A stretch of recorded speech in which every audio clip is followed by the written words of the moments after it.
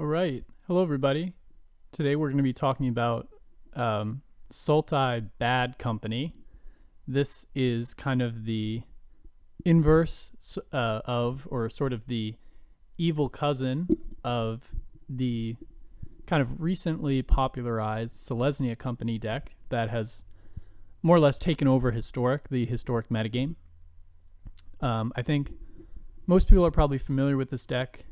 Collected Company, Scavenging Ooze, lots of 3 mana, green and white creatures, some that are disruptive, like the Spellbinder, the recently released Paulo Vitor Dama Rosa World Championship card. So lots of disruption. You've got the core, I forget the name of the card, 3 mana, 2 white. It comes in and it exiles something under it that's 4 or less. So they've got disruptive pieces. They've got aggressive cards like Lovestruck Beast and the Mammoth. So it's a great combination of kind of white prison style disruptive effects and just green big creatures. So I wanted to build a company deck that's just a little bit more unusual and a little bit more evil, right? Selesnya is kind of the happy, peaceful side, the hippie side. This is kind of the, like I said, the darker part of it. So we're playing with just a bunch of big threats that you don't want to see on the other side of the table. We're playing with 4 copies of Thief of Sanity, first and foremost. This is a card that I love to see in a Collected Company deck.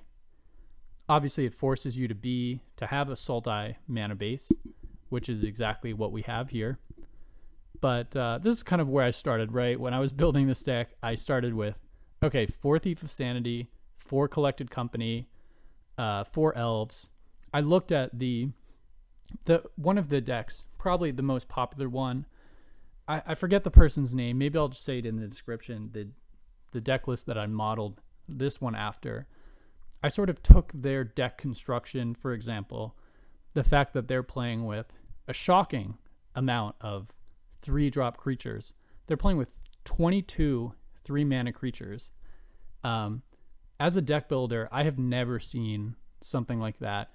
It's like kind of an outrageously irresponsible mana distribution.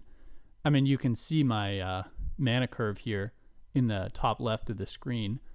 It's really insane to play with so many 3-drops and to just be able to get away with it in this format. I wouldn't say this deck gets away with it in the same way that the Selesnya variant gets away with it. They've got kind of a smoother 2-color mana base and kind of less crazy creatures, more interaction with their creatures. So I'm not saying that what they're doing is irresponsible. Obviously, it's a very effective deck. Most of us have probably played against it at this point, and people are looking for decks to beat it. So I wouldn't say, by the way, this is the deck to break the mirror. This deck is powerful and awesome and fun to play, but it's not like I haven't fine-tuned it to play company mirrors. Okay, that's not what this is about. I just thought it would be fun to make like a bad company deck. And that's what this is. Whereas Selesnya is like the good company deck. All right, so the 3-drops, I've got 22 of them. Thief of Sanity. This guy is awesome. Some people are playing with it in the Selesnya deck. And, big creature, 4/3. It gets you a creature reliably.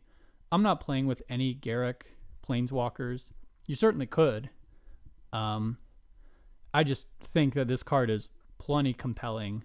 You basically get a creature off of it every time. So it draws you a good card every time it connects. 4/3 Hexproof from black is sometimes relevant. So obviously generally good against control decks, for example. So a lot of fatal pushes, flying around in historic.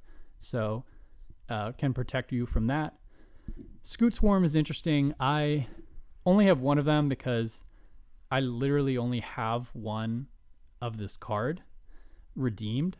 So I thought, oh, I'll throw it in there, get to 22. This is one of the last ones I threw in there. The landfall trigger, you don't have to be a dedicated landfall deck for this to be a little scary. So that was kind of my logic.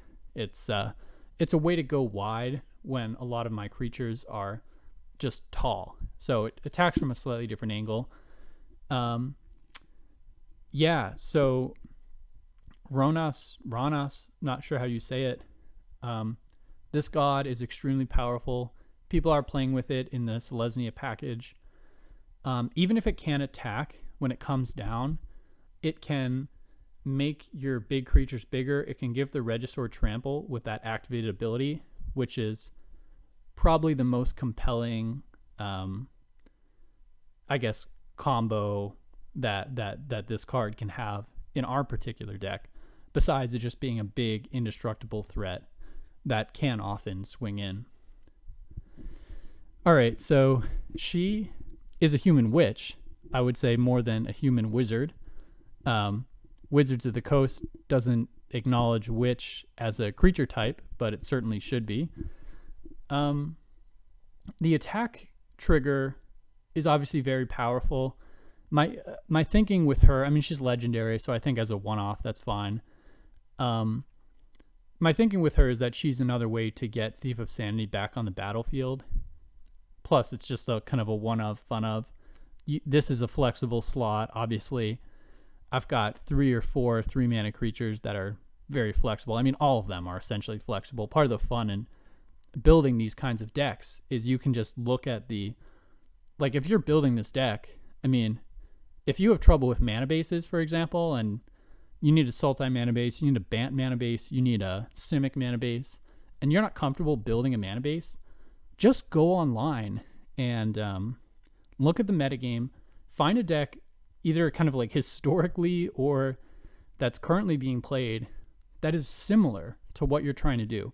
Like, are you doing something crazy like a 4-color mana base, but it's still an aggressive deck where you're trying to play on turn 1 or you're trying to play on turn 2? Just find a deck. It could be a combo deck, it could be anything, where the mana base is trying to do the sort of thing that you're trying to do. In this case, this is a weird Sultai but aggressive deck. So if I had copied like a Sultai control mana base wholesale, there'd be too many lands, too many of them would be tap lands, etc. So in this case, I'm just playing with 12 shock lands, Watergrave, Overgrown Tomb, Breeding Pool. They all need to come in untapped. We want the elf on turn 1, absolutely essential for a deck, so that we can play one of our 3-mana creatures on the second turn, ideally. Playing with 3 copies of the Ooze. Oozes, you can play 4 of it. It's great. I mean, it's probably just the best 2-drop in Historic straight up. We've all played against it. We know how it can take over a game, especially sort of a late game where there's a lot of stuff in the graveyards and people are just low on cards and they may not have an answer to this thing. Lazov is a way to recur Thief of Sanity in particular, or anything. We tend to have a lot of creatures in our graveyard, as you can imagine, with this style of deck. Bloodchief Thirst could easily be replaced by Fatal Push. My thinking is generally, in choosing between Bloodchief's Thirst and Fatal Pushes, is that Bloodchief's Thirst is generally better. I like to play it more in kind of aggressive creature decks because it's important as a less powerful overall deck to have a card like Thirst that can just answer anything that it needs to answer for like 4 mana, slow, whatever. Just take a turn, spend 4 mana, answer the Planeswalker, kill the Teferi, right?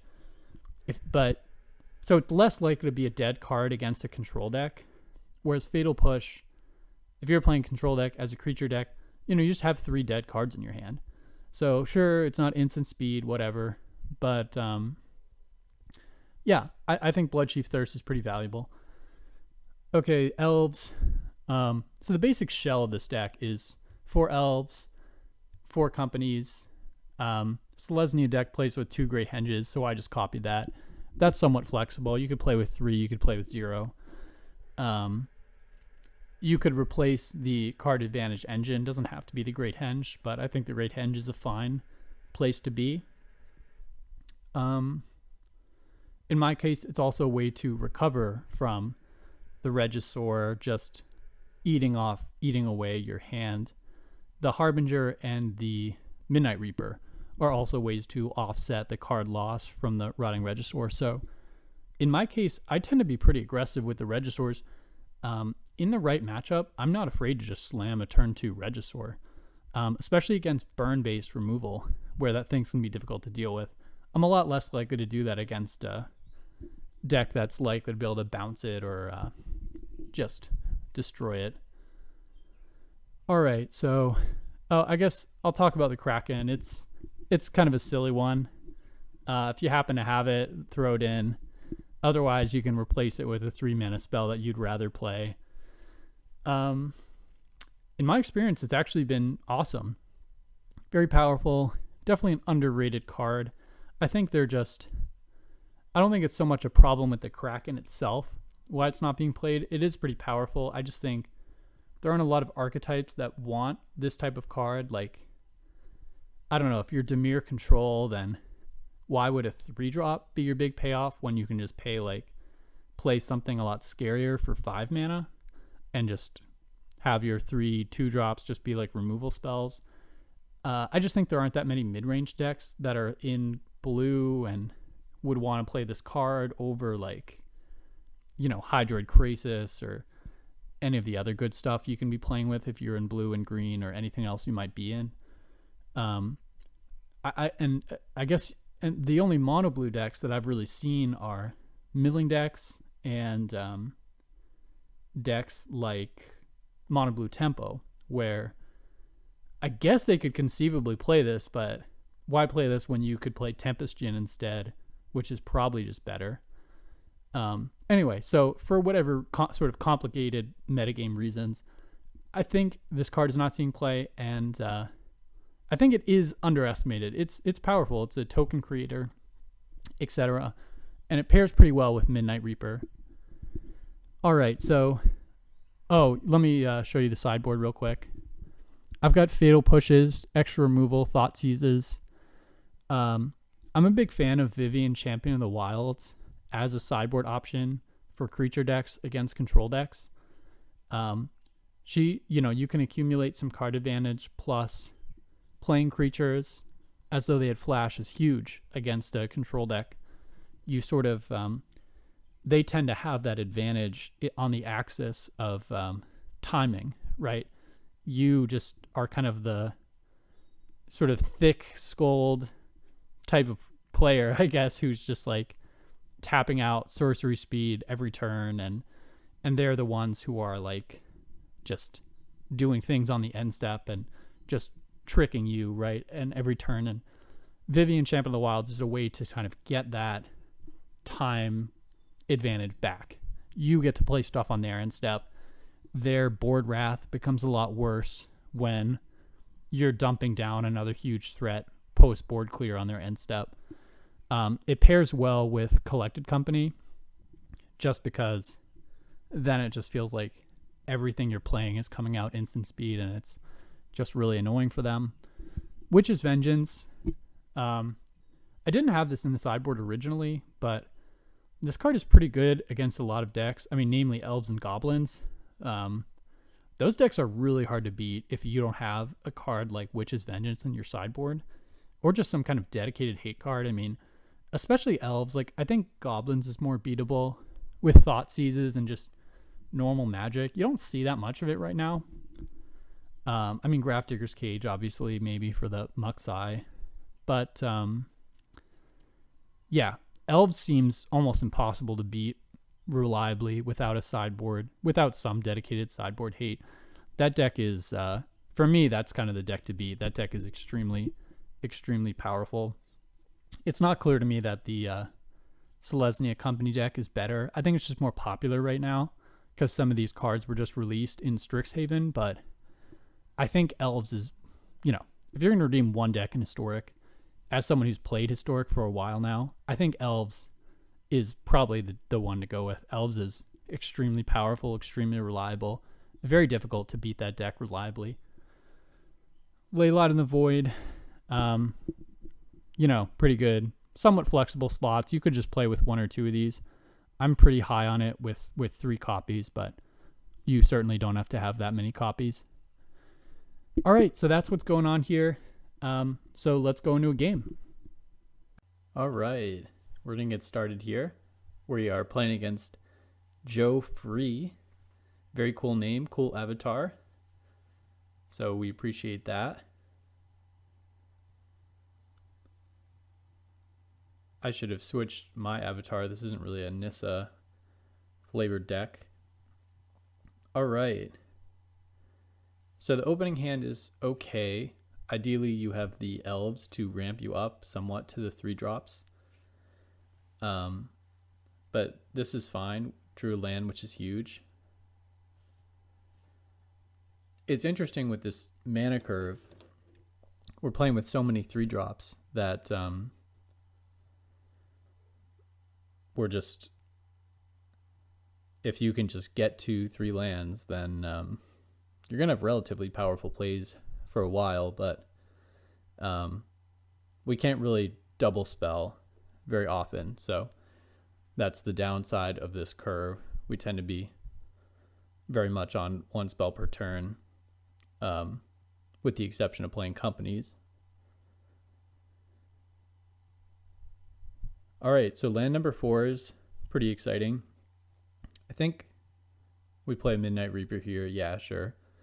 I like to obviously wait on the Registors just to preserve the hand a little bit.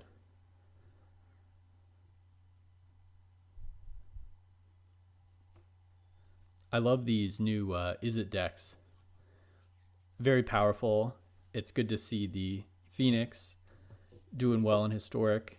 I really liked that the iteration of the Is It Phoenix decks in Standard a few years ago. It's good to see Crackling Drake getting some play that wasn't seeing very much play in Modern. Stormwing Entity, kind of a newer addition, but Prowess is obviously extremely powerful. All right. So I think I just offer this trade. Yeah. Stormwing Entity obviously has a much higher ceiling. So interesting on when to play this company. I think I get a little bit scared of my opponent just having counter magic right now. So I think I actually just play it right now to make sure I get it down.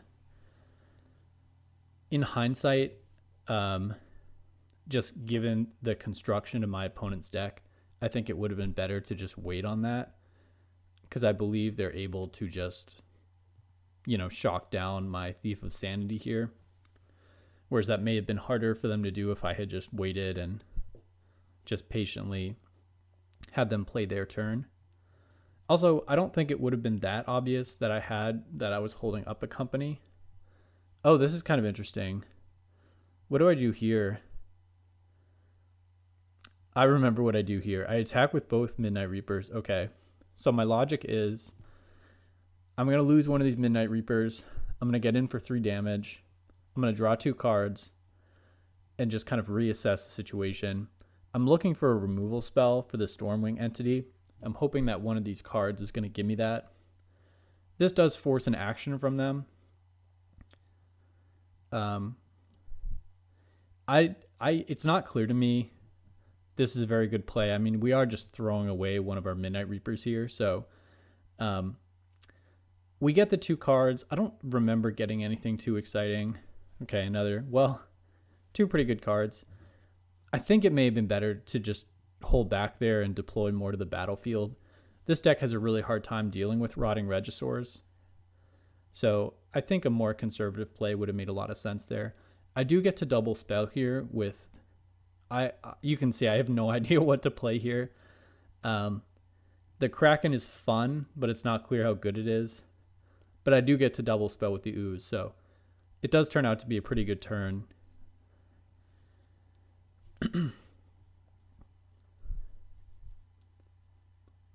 Thief of Sanity, as you can see, is pretty weak in this matchup with the Stormwing entity on defense, and my opponent just having a number of flying creatures that they can deploy that make the 2/2 flyer just totally irrelevant. Although that said, Joe Free hasn't been attacking with the Stormwing entity. Although I think they'll do so now. No. Wow. Okay, they hold back. That makes sense. We have a lot of power on the board. So Kraken starts to get out of control here. It's extremely fun to play with the Kraken. Literally no one is playing with it. And it is a fairly powerful card. It's part of this bad company package. Bunch of evil cards. Midnight Reaper, Thief of Sanity, Kraken, Regisaur, the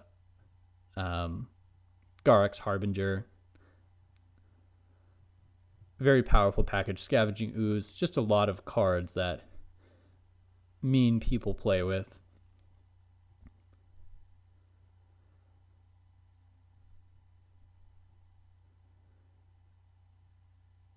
All right.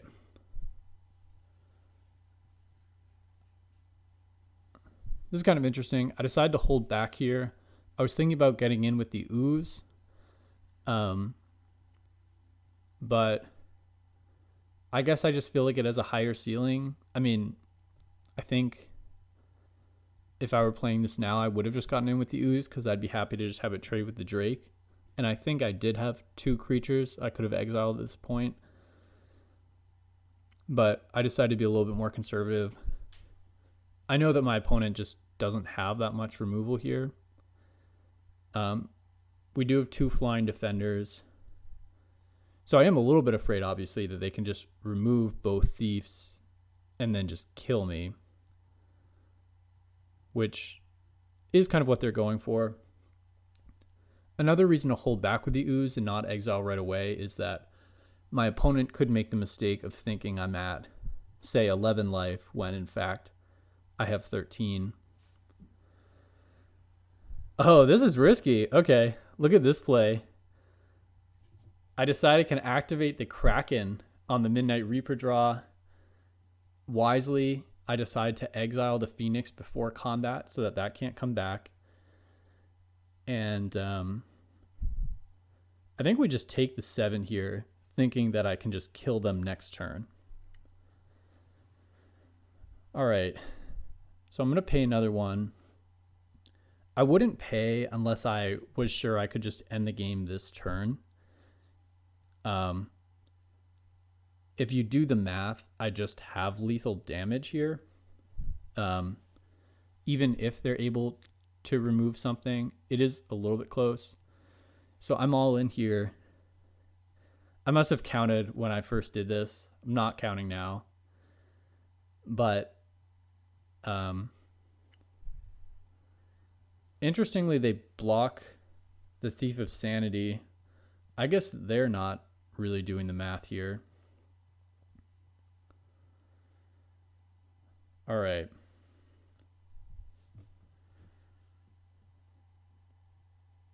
So we gain 2 life, add 2 power.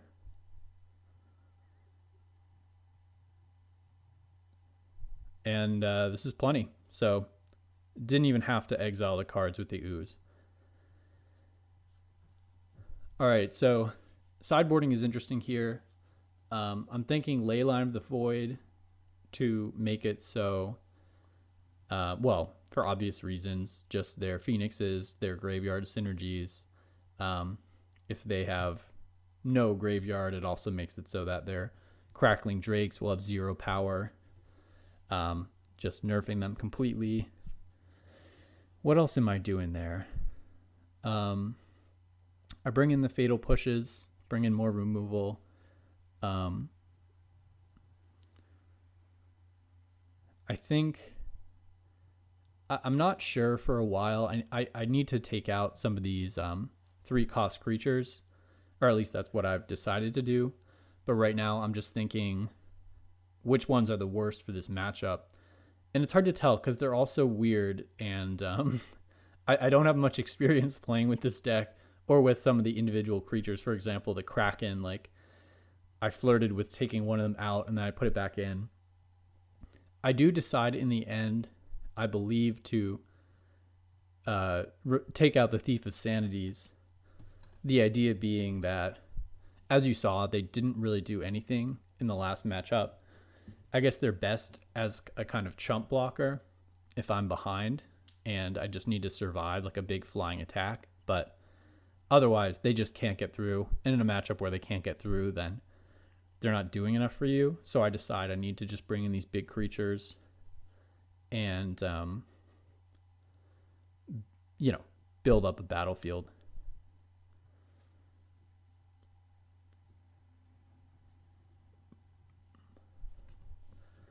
All right, game 2 against Joe Free here.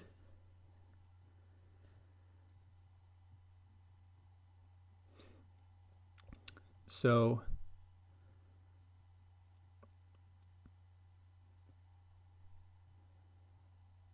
all right, wow, pretty good opening hand, I would say.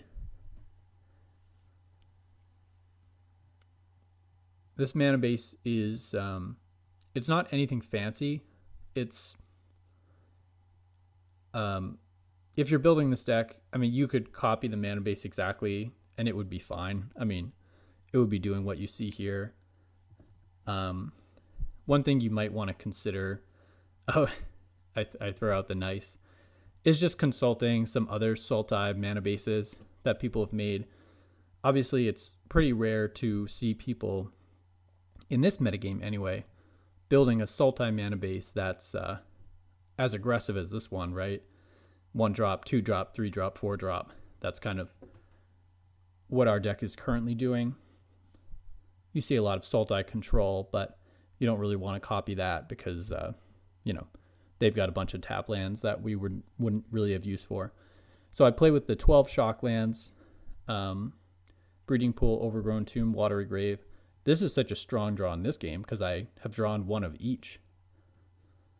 So we do take some damage, obviously, but this turn, for example, is an interesting decision. I can play the Harbinger, or I can play the Scavenging Ooze, activate immediately, and get rid of their Ox. I think both plays have some merit. I think it is hard for them to deal with a 3/3 Scavenging Ooze because a lot of their damage is for 2. They do have the axes, but they could kill anything with that. At least you get some value out of the ooze just immediately. And I decided to just do it right now to avoid any kind of priority shenanigans that could happen on their turn. For example, like shock on top of shock or something silly like that. I don't know. All right. So obviously just hoping to draw a land for company. They just slam a Drake here. Pretty powerful. All right. So we miss on the land. So not playing company this turn hurts a lot. We can just attack pre-activation and they can't block, so they let it through.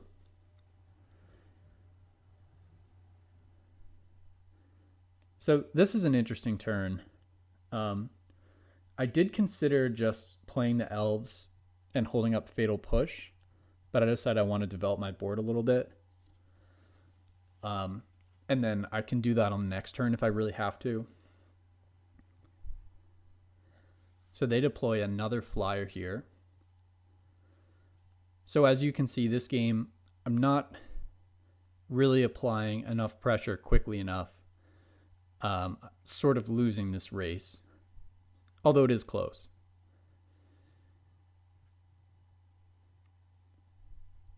So I can safely get in with both creatures here. They can only get the Stormwing to a 4/4 here. They're just going to take it. So this game is very much a racing situation. So here, in order to not die, I think it's pretty likely. So for 4, 5, 6 plus, yeah, it's a little bit too likely for my comfort that if I just play another creature and pass the turn, I'm just dead. So I think what I do here is I kind of split the difference. I play an elf and I hold up Fatal Push. just to ensure that I get another turn. I'm pretty afraid of just dying here if I pass the turn just playing a 3-mana creature that does not have reach. So I think I do end up on this double spell plan. Obviously this way, I'm kind of guaranteed company for the next turn. Of course, they have to remove something for me to be able to fatal push one of these creatures. So I am hedging my bets a little bit. I do figure that if they're going to build up their flyer's power enough to actually kill me at 13 life from this position, then they will probably be killing one of my creatures, which is exactly what happens here. It's a little interesting on which one to kill, because sometimes the Stormwing entity actually gets in for more damage than the Drake, even though the Drake is a 4-mana card and generally more valuable. All right. So I lost something, so I'm gonna... What do I do first here? There's no reason to do this first, but I think I just activate the ooze first. Oh, okay. I'm considering activating the ooze to... I see. So I've decided to kill the Drake, but if I had decided to kill the entity, then I might have exiled an instant card from their graveyard just to take the Drake's power down a little bit. But, all right. Kind of an awkward spot here. In retrospect, I almost wish I had just attacked at the player here, but that's just from me knowing how this match goes at this point, having watched this video a couple of times. So I do take out the Chandra, which I think is generally the play you want to make here if it's not lethal damage at the player. Having them at 6 life, it's not that impressive to knock them down. What do I do here? I just have no idea which one of these creatures is best. I mean, I think I go with the Harbinger because it's just the biggest of the bunch kind of immediately. Although the Kraken is obviously more dangerous long term. So they just slam Niv Mizzet here, which puts me in a really difficult spot. They attack as well. So this turn is interesting. I'm down to 6 life, and I know that I'm dead on the next turn. No flying blockers, no removal. I'm down to 4 if I play this Overgrown Tomb untapped. So I have to kill them this turn. And this turn is frustrating because I feel like there should be a line where I can do that, given how many cards I have in hand, how good those cards are. I've got a pretty solid board presence. I've already got 8 power. I've got more I can exile with the ooze. And I remember looking at this for a while and thinking, there has to be something I can do that puts me in a good position or wins me this game. And I've looked at this a few times, and there just is no line where you just win no matter what. I make a mistake here, though. Okay. I'm thinking about a lot of things, and what I end up doing is making a sort of conservative attack with just the ooze. And I think what you want to do here is attack with both creatures, and hope that they don't block with Niv Mizzet. Some players would not make that block. It's a mistake not to block, obviously, if you go in with the Harbinger too, because then it's just lethal damage. But I think that was the out I had to play for here. I think that was my only out to win this game, because now that they're getting another turn, it's just over. I can play the company, but that triggers Niv Mizzet, and I also don't have any flying blockers that I can even get off the company, or any sort of removal blockers like you can get on the Selesnya, in the Selesnya version of the company deck. It can just remove the Niv Mizzet. I don't really have anything like that. Or I guess it couldn't remove the Niv Mizzet. It could remove the Stormwing entity. So anyway, I'm just dead here before attacks even happen. So, like I said, there was no line, but in the future, I think going in with both of those creatures is a better line. Force them to block with Niv Mizzet. I think there is a world where they just make a mistake. They play too conservatively. They think, oh, I don't want my Niv Mizzet to take damage because it's so important. And they just lose the game, forgetting that the Scavenging Ooze can go up to 6 here. So we do lose this game here, kind of no reason to play the company. Nothing I could get. All right, so here I'm thinking a couple things. I'm thinking, was I right to take Thief of Sanities out? I think I was still, even though in some cases it can be useful to just have a potential flying blocker.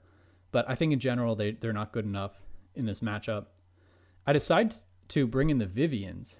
You don't have her in the sideboard for these kind of creature matchups, but in this case, she can give my creatures reach with her +1 ability. So I decided that was going to be pretty important in this matchup, just because I tend to have the bigger creatures.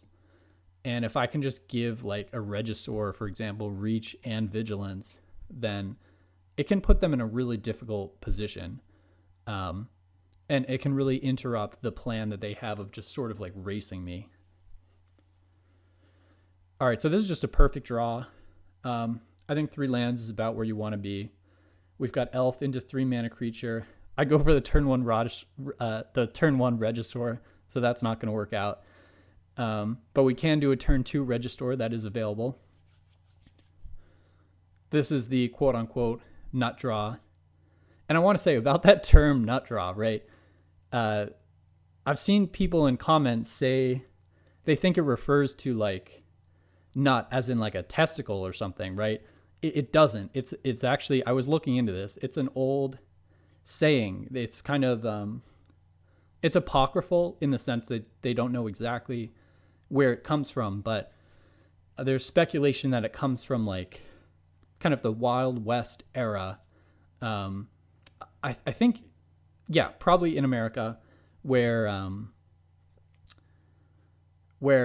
it's like the nut of like a wagon wheel or something like that. I don't really understand exactly, the the details of that technology, but yeah, you would put like a nut, like this part of your wagon wheel on the table, and it would be this like gambling thing. And anyway, so suffice to say that nut draw, that is not what it means, what you might think. All right, so we have a turn 3 company here. Back to the game. We just went with a turn 2 Regisaur. I don't have any problem discarding the Awakening. We're sort of way ahead here. Obviously, a green-based removal strategy, damage-based removal, is going to have an extremely hard time getting rid of a Regisaur.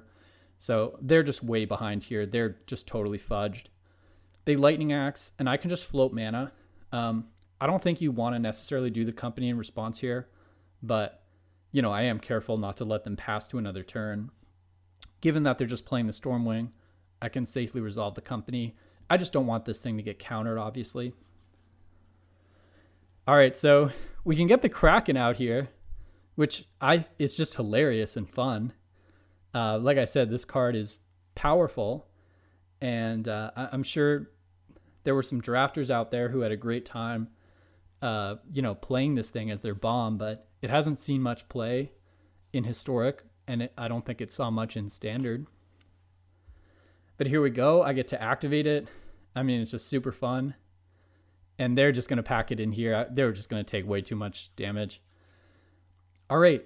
So thank you for watching. This has been Sultai Bad Company, because it's better to be alone than in bad company. This is like the evil version of that popular Selesnya Company deck. So thank you very much for joining me, and I will see you next time. And I'm going to try to post videos more often, so stay tuned for that. Take care.